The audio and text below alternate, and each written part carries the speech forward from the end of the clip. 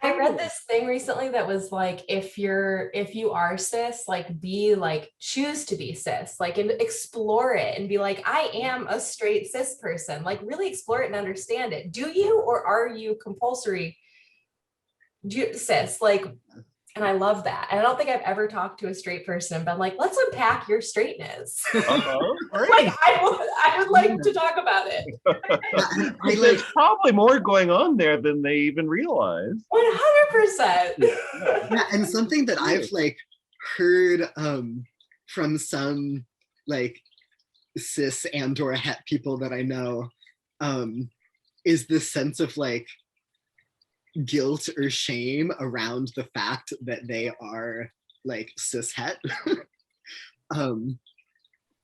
Which like of course queer people also experience from like being queer, but like a lot of there are some like cis het people that I know who like have this sense of like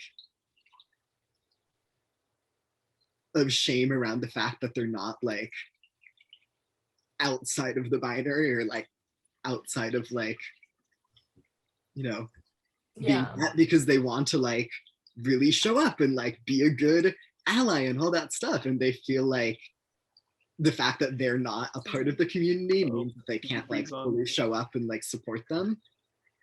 I see you. Oh, am I frozen? You froze. We can hear you now. Your picture froze. Okay. I was just saying how like some cishet people that I know feel like because they are cishet, that means that like they can't fully show up for the LGBT plus community because they're not a part of it. And they have some sort of like guilt or shame about that. But everybody should just like be who they are without guilt and shame. You always freeze right when sounds like you're about to say something really profound. Really good. I'm on the edge of my seat. I want to know what comes next. Am I back? You're back. Okay. I was just saying that like everybody should just be who they are without guilt or shame, because like there is no wrong way to be a human being. No, that's so true. I do feel in some ways, like having gone through this journey myself, that it almost does put me in a way at a little bit of an advantage over people who've never had to question, or I mean, everybody should question, I guess I should say, over people who have never chosen to question those things about themselves. You know, I feel more comfortable in my own skin than I think a lot of the just, you know, cis het people in my life are, because they've just not really examined themselves that closely and had to confront some of those things. Absolutely. I feel like anything that comes, I'm going to use the term like ego destroying, right? Like self-exploration and like breaking away from whatever mold, that inevitably causes guilt. I don't have any science or backing on it, but that's just what I believe. I think that whenever you decide to break away from whatever's normal, whether it's your like asexuality or not asexuality, any sexuality, gender, politics, whatever, there's going to be guilt with that, because you're like, this is different. I don't know what I'm doing. And I just think that's just what happens. Yeah. And that's what I think. And everybody should go through that. I think, you know, and people do, you know, I work with a lot of adults who have maybe not ever explored anything about themselves in these terms, but maybe like they loved art when they were a kid, and then they had some teacher or some parent that told them they weren't any good at it, or that they'd never make any money at that, and so they suppressed that side of themselves and buried that for years, and then they come back and take an art class or something, and it all comes to the surface, and there's all kinds of shame and stuff to undo here. So I've also found that I can sort of connect with other people, even though their journeys are totally different. But a lot of those feelings of the shame and the guilt that get imposed by other people, you know, we have so much more in common with other people, I think, than we realize sometimes. Yes. Yeah, and like every person has like parts of ourselves that were suppressed and shamed by the people around us, and like there isn't anything wrong with any of those things. And like the process of getting to know yourself and like getting to like what you see and getting to like accept what you see is something that every human being should go through. This isn't the topic of this conversation, but I have been in the BDSM like worlds or communities for about 10-ish years, from Detroit to New York, now Portland, some other places. And I think like one thing about BDSM exploration, similar to like it is self-exploration. Like, what do you need? What does another person need? Basic communication. Like, a lot of these skill sets are versatile outside of a sex dungeon or wherever you are participating. Absolutely. Yeah. You can learn so much about life in a sex dungeon. You always do.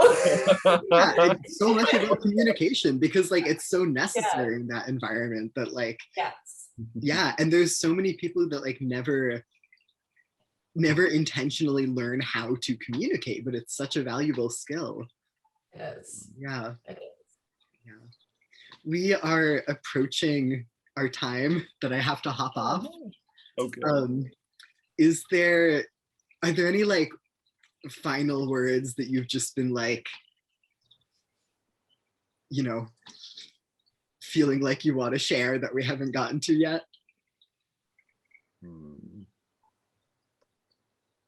anything? I guess I would just say that, you know, as somebody, I've seen a lot of change in my life. You know, going from even the first Pride that I went to there were more protesters than people marching in the parade.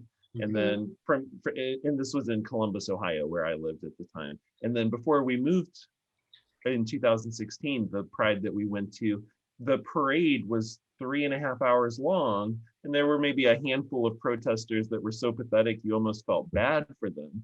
And that kind of progress, and of course there's disadvantages too, because the parade was a lot of banks and churches and boring stuff, and it lost a little bit of the character of what it had been.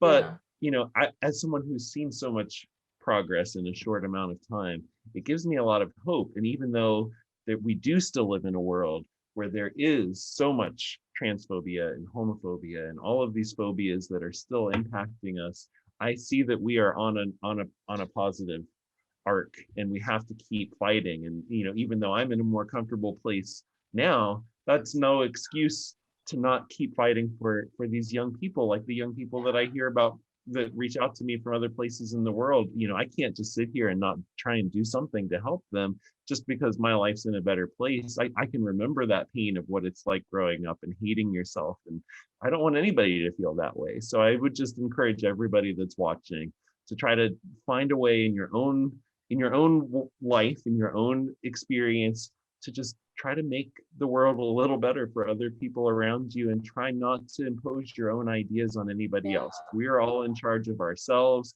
We don't get to decide anybody else's identities, labels, anything. It's just love and accept everybody, and the diversity of our community is what makes it so great. I love that so much. That's amazing, Paul. I'm definitely not gonna speak as poetically as Paul did just now. So it was so beautiful though. I am a huge advocate of like self-exploration, exploring your own identity. And I know that that's like a very privileged thing to be able to have the access to do. And it's a scary thing to do, but I highly encourage like people to do it. And I highly encourage people allow others to do it. Exactly as Paul said, like, don't judge people's journeys, like let them experience, stumble, fly, like whatever it may be, like let people thrive. And that's all I have right now. Absolutely. It has been such an absolute delight to get to chat with you both today. I've enjoyed this conversation so much. It's really filled me up. Yeah. Same here. Thanks for inviting us. Thank you both so much for coming. Talk soon then. Yes. Good. Shayna, it was really nice to meet you, and you too. I mean, I've seen you all over the social media. I know we chatted before. It was nice to chat with you in person. Yeah, so nice to meet you again, Edmund. Bye, y'all. Great to talk with you, Shayna. Bye. Bye.